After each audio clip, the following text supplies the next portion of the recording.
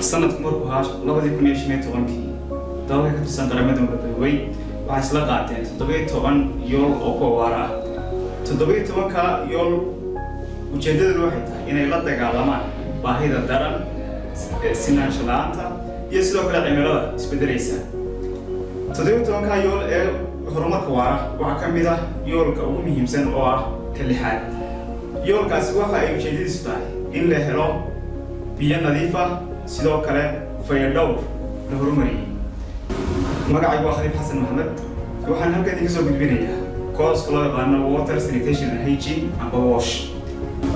kaasoo si online aan idin soo gudbin doono waxaana kala socon doontaan kaafi online haddaba markaad course-kan qaadato waxaad aqoon fiican u yeelan doontaa waxaa loo yaqaan wash sphere standards kuwaasoo ah aasaas u ah markastoo la fulinayo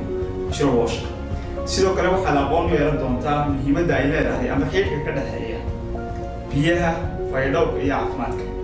sidoo kale waxaa la aqoon u yeelan doontaa sida loo jabiyo silsiladda iyo qaabka ay xanuunadu u gudbaan sidoo kale waxaa la aqoon u yeelan doontaa siyaabaha kala duwan ee loo daweeyo biyaha iyadoo la eegayo standardska ay dejisay WHO amba hay'adda caafimaadka adduunka si haddaba course-kan isku diiwaangeliso waxaad booqataa